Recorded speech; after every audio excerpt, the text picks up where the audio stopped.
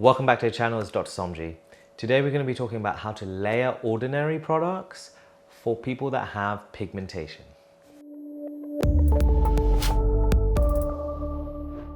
Pigmentation is defined as too much melanin within the skin. This can appear as like little dark spots within the area, almost a little bit of a darkening. It can depend on lighter skin types, you can get a little bit more pigmentation that's visible. Darker skin types like mine, you can also get like a little casts over the area as well. So it's different for everyone, but I'm going to tell you about which product to use when and for what skin type, and keeping it very, very simple for an effective regime. So the first step, your AM step, is to cleanse. Because pigmentation products help turn over skin, you want to be using a cleanser that's not going to damage the skin barrier too much, but you also want to get all of that dirt and debris off so that you can absorb as much of those active ingredients as possible. So the squalane based cleanser is fantastic for this. You can double cleanse with this, and it's also going to help with your skin barrier.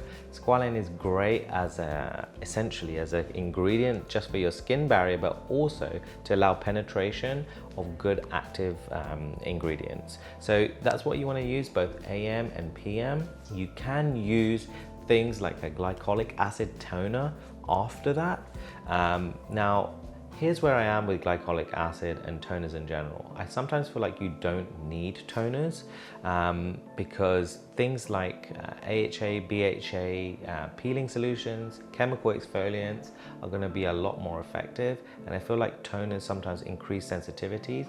For skin types like mine, glycolic acid can actually cause more pigmentation if you get irritation, and the glycolic acid 7% from the ordinary does have essential flower extracts in there, which can also increase sensitivity. So if you've got sensitive skin and you've got pigmentation, maybe you don't want to be using that glycolic acid toner as a second step.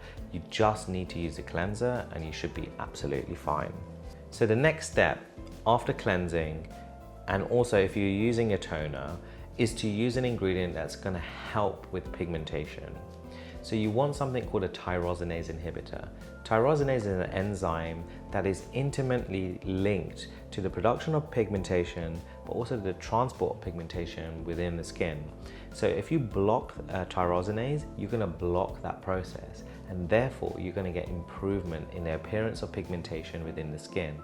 One such ingredient which is fantastic is alpha-arbutin. We use this in skincare all the time. I use it in clinics to obviously help prevent pigmentation, also to treat pigmentation within clinics. And it's a great ingredient that's got a great evidence base as well. Now, this is available in the ordinary as 2% with hyaluronic acid, which if you've got mild pigmentation, I would recommend to use that. If you've got pigmentation that's a little bit more apparent or a little bit more severe, then you can use the ascorbic acid 8% and alpha-arbutin 2%. So it's double the strength, but also it's mixed with vitamin C. We know that vitamin C is fantastic for pigmentation too, because it's got some effect on tyrosinase as well. Now, if you combine the two, you're gonna get more of an effect. Now, if you've got sensitive skin, I'd probably start with that 2%.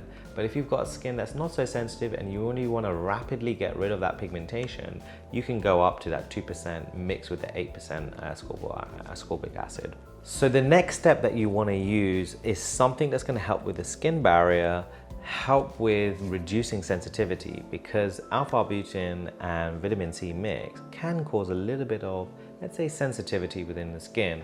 And also, as part of your regime in terms of what we're going to go through before, if you're going to be doing some exfoliating, you want something to nourish that area. So you've got the niacinamide 10% and zinc 1%. Now 10% always seems a little bit high, but really patients, when I've told patients to use the niacinamide, it really doesn't really irritate the skin that much. But it's great for helping with textural changes, dullness, dryness, as well as sensitivity and any signs of congestion. So it's just gonna help and kind of like tie up your skincare routine. Now, a lot of you are going to be saying, well, actually on the website it says that you shouldn't be using any vitamin C products with niacinamide. Well, molecular studies have disproved this. Now, I don't want to really go against what The Ordinary is saying. There must be some sort of legal viewpoint as to why they say don't mix it. But you're not obviously mixing the product. You'd put your alpha-arbutin and vitamin C on first, let that absorb, then put the niacinamide on, and you should be absolutely fine. They don't cancel out each other in terms of effectiveness. This is proven in molecular studies. In fact, they help each other work. So it's the complete opposite. So, you know, I would always patch test first and go a little bit slowly when you're starting this routine. But if you do get sensitivity, then obviously stop and separate the ingredients and maybe use one in the morning and one at night instead. But I don't see any problems like layering this in this way. The last step is to protect what you're doing. So you're doing all of these great things to help with pigmentation, reduce tyrosinase activity, and then just a simple exposure to sunlight or any form of UV from your phone, from your computer, it's gonna basically cancel that out. So you're sitting there like worrying about whether you should use niacinamide and vitamin C, and if you're not using SPF, then you're really worrying for nothing. So The Ordinary have a mineral UV filters SPF 30 with antioxidants. Personally, I really don't like the product. I think it's a little bit too chalky. It's not great. They don't really put so much emphasis on their SPF, but for the sake of this being in The Ordinary pigmentation routine, then I can really only recommend that product. But just take it from me, you might want to use something a little bit different. Factor 50, if you're suffering from things like melasma or something a little bit more stronger, you know, you want to make sure that you're really protecting it, and then also reapplying that SPF daily. And that's where The Ordinary SPF lets down. Like you just can't apply on top of it. Like it just doesn't feel nice, and it doesn't look nice too. So that's your AM routine. The PM routine is pretty similar in terms of cleanser. You want to stick to your squalane-based cleanser. I think that's really quite nice. It won't irritate things. It's quite good. The second step is going to be pretty similar to the second step that you use in the morning, which is using your alpha-arbutin.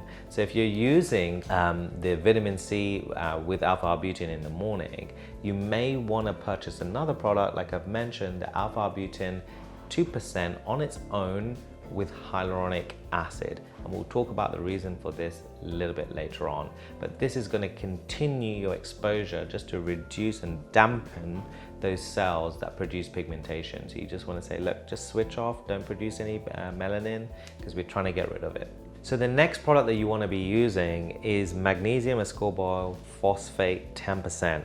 This is under The Ordinary as an emulsion. It's 10%, but it's a vitamin C derivative. That means that it's a lot more stable and it can be kept in your cupboard for longer without you worrying about the stability of vitamin C. It's absolutely okay to take 2 doses of vitamin C, even if you're using it in the AM. If you suffer with irritation, then you can just move down your AM routine just to include alpha-arbutin and HA alone. But magnesium ascorbyl phosphate is fantastic because it's great for antioxidants. It's got less of an irritation potential as well. And it's great to use in the nighttime as essentially as an emulsion over your serum. So the final step in your nighttime routine is using my favorite product, my favorite skincare ingredient, which is azelaic acid. So they do an azelaic acid 10%. So The Ordinary do an azelaic acid 10% suspension, which can be used over your magnesium ascorbyl phosphate.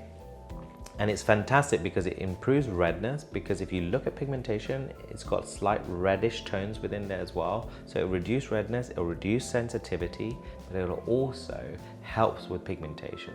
So it has an effect on that enzyme tyrosinase, and it's fantastic for reducing things like breakouts or skin sensitivities. It's a great all-round skin ingredient that should be part of essentially most people's routines, to be quite honest. So that can be used afterwards.